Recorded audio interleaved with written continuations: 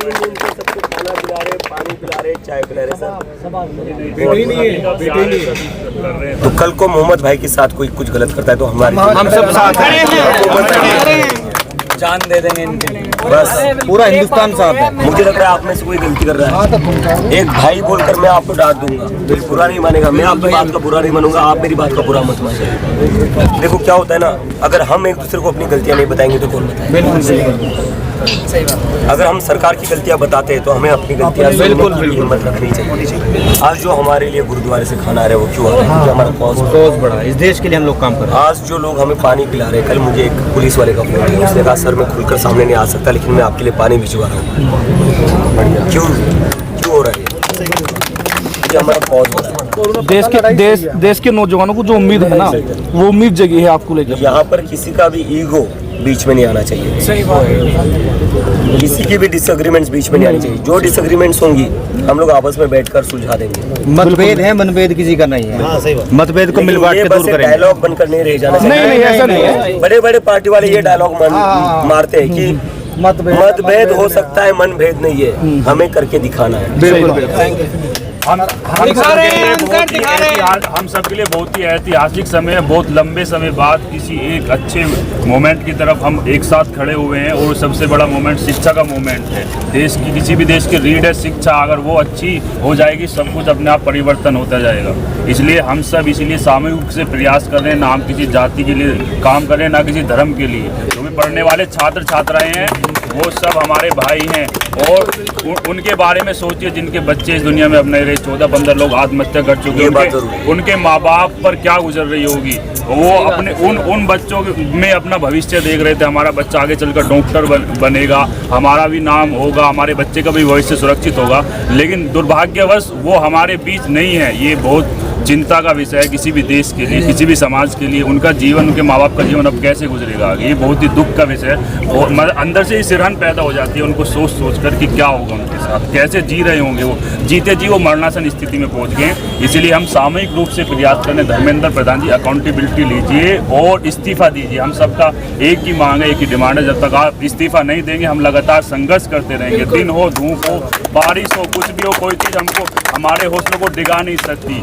कोई हमको हिंदू मुस्लिम धर्म जाति के विवाद में अब ज़्यादा मत बांटिए। अब बहुत हो चुका, हम सब तुम्हारे एजेंडे को पहचान चुके। भैया यहाँ पर हम लोग 3 दिन से बैठे हुए हैं, किसकी वजह से बैठे हुए हैं? किसकी वजह से बैठ पाए? देखो भाई मैं बताता हूँ आपको, संभल में हमें पानी पिला रहे, खाना खिला रहे, सुबह सुबह पकोड़े खिला रहे। अगर मोहम्मद भाई हमारा साथ नहीं देते क्या हम 3 दिन तक यहाँ पर बैठ पाते? बहुत बढ़िया जवाब। ये लोग हमें कितना भी बांट पाए, जब तक मोहम्मद भाई का साथ हमारे साथ है कोई इस मूवमेंट को उन लोगों से कहना चाहता हूँ जिंदाबाद कि किसी से भी देशभक्ति का सर्टिफिकेट मत मांगिए। देशभक्ति का सर्टिफिकेट मांगने वाले आप कोई नहीं होते हो। हम लोग तय करेंगे हम कौन है और हमें पता है। मुझे तो लगता है मेरे से बड़े देशभक्त मोहम्मद भाई है। यहाँ पर जो लोग आ रहे हैं उनकी सेवा मोहम्मद भाई कर रहे हैं। हिंदू मुस्लिम एकता जिंदाबाद, हिंदू मुस्लिम एकता। प्रधान का इस्तीफा हो जाए उसको शायद मंजूर कर लेंगे। ये ऐसे हैं कि वोट के लिए जो ये इकट्ठे बैठते हैं ना, ये मंजूर नहीं करेंगे। ये चीज तोड़ने के लिए जरूर तोड़ेंगे, लेकिन इस्तीफा दे उसको भी मंजूर कर लेंगे। लेकिन इकट्ठे बैठे नहीं मंजूर की। आज तक इन्होंने राजनीति इसी बात की है, हिंदू मुस्लिम। देखो मोहम्मद भाई ने अपना फर्ज निभाया इस देश के प्रति। सही बात है भाई। इस देश की सेवा की, हम लोगों को खाना खिलाकर, पानी पिलाकर। इसके बाद हमारी जिम्मेदारी होती है कि हमें बटना नहीं है। इस्लाम क्या कहता है कि नमाज बाद में, पहले आपका हिंदुस्तान। बहुत बढ़िया, शानदार। और हर धर्म इंसानियत सिखाता है और इंसानियत से बड़ा कोई धर्म नहीं है। भूखे को खाने खिलाने का नाम इस्लाम है। जहाँ इंसानियत की बात आती है वहाँ सब धर्म एक हो जाते हैं। प्यासे को पानी देने का नाम इस्लाम है, अंधे को रास्ता पार कराने का नाम इस्लाम। यही धर्म है, यही हमारी इंसानियत। आज किसी को दिखा के तो नहीं पढ़ेंगे, हम पढ़ रहे हैं। मैं पूछना चाहता हूँ, मुझे ना बहुत सारे लोगों के फोन आ रहे हैं कि कितने दिन टिक पाओगे। अब मैं आप लोगों से पूछना चाहता हूँ, कितने दिन टिक पाएंगे हम? कहना चाहता हूँ कि दीपक भाई तुम संघर्ष करो, हम तुम्हारे साथ हैं।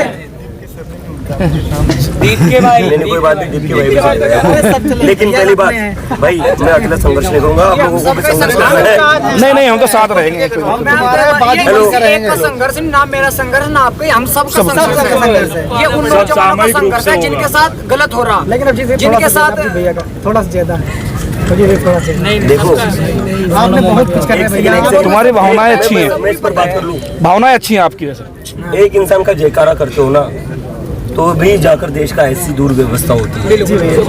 क्यों हो रहा है? क्योंकि हमने एक इंसान को जरूरत से ज्यादा बड़ा बना दिया। वो एक हाथ पे सेंट्रलाइज हो गया। तो वो गलती फिर से मत करिए, चाहे मैं हूँ चाहे कोई भी हो। एक इंसान को मुद्दे से बड़ा मत बनाइए। बिल्कुल एक इंसान को आप मुद्दे से बड़ा बना देते हो ना, तो आपकी पावर चली जाती है उस इंसान से सवाल करने की। राघव चड्ढा को प्राइम मिनिस्टर बनाया था लोगों ने, क्या मिला? अरे भैया, भाई आप मुद्दे से भटक रहे हो, आप मुद्दे से भटक रहे हो। दोगलों की बात नहीं होती। नहीं सिम पोर्ट का खुद ही पोर्ट हो गया, खुद ही पोर्ट हो गया।